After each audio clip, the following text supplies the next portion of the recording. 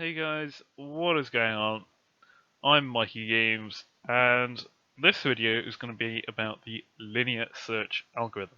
So this is an algorithm that we use to go through a list or a data set to see if there is an item that we have put into the function, if that item is in this data set. So this is the most simplest search, so it won't take too long. So what we're going to do, I'm going to go over the theory, and then I'm going to show you guys how to code it in Python. So what we're going to do is we're going to call this function, whatever function that we write, the linear search function, and we're going to pass in a parameter saying x, where x is the number that we want to search for. So x could be, say, 5, for instance.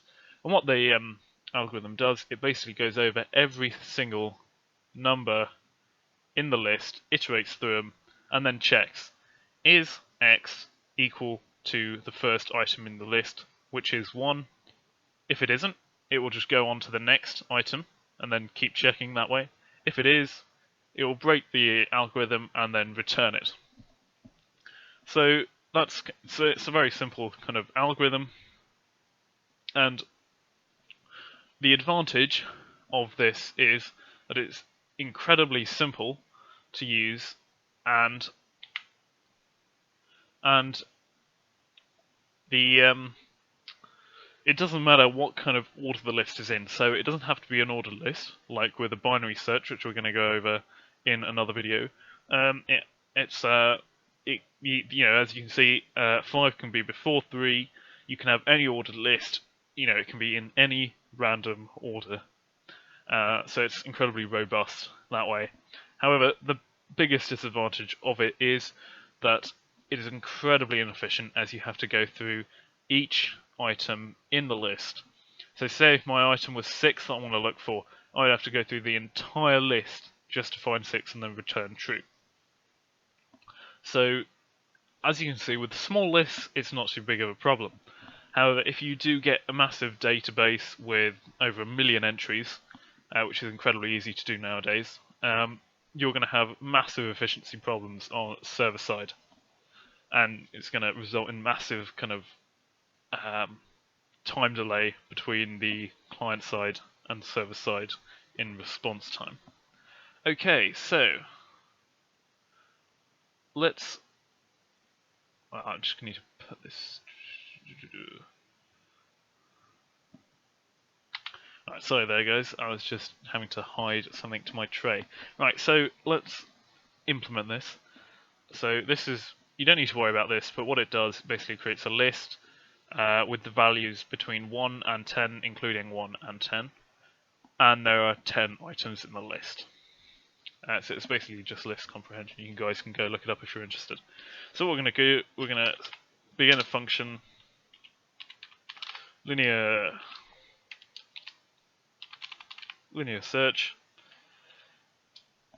and we're going to pass in 2 parameters. So we're going to pass in x, and we're going to pass in list 1. So this is the list that we're going to pass in, and this is the parameter we want to search for within that list.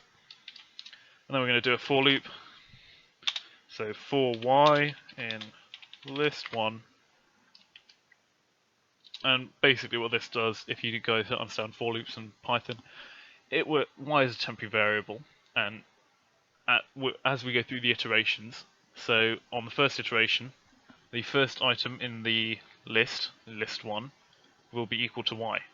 Once this for loop has finished that first iteration, the second item in the list will equal y, and so forth. It's quite simple to understand, but most of you guys should know that. Okay, so now what we do a simple if statement. So if y is equal to x, we're going to return true. Now what the return function does, it's going to return the value true, but also it's going to break us out of this function. Whenever there's a return function that is called within a function, it straight away breaks the function and returns whatever value we set on it. So if y or whatever is equal to x, so if the number that we want to search for in the list is in that list, we're just going to return true to say that number is in this list. And then if not, we are going to return false. And what this does, so once we've gone through the for loop and we've gone through the entire list and compared x to y, so y is the temporary variable within that list. Right? If we've gone through the whole for loop and the entire list and they're not equal, then it means our number that we're searching for is not in that list, so we're going to return false. So let's try that out. So let's first print x so we guys can see the list. Ooh. Yeah. And then we're going to print and call the function. I'm going to pass in, say, 3. Well, I'll search for 3, and we're going to pass in x, which is our list. So the reason why I'm printing this, guys, is because it's a return statement. If there's a print statement within here, I could change this to print true, but then it wouldn't break the search. This is a way more efficient way of doing it. So let's have a look at this. So this is the list. We passed in 3, and there is 3 in there, so therefore our program returns true. So guys, that has been it for this video. Stay tuned for more videos. I'm going to be doing other videos such as binary search, and then I'm going to be doing 2 videos on sorting algorithms. So stay tuned for those, and see you guys later.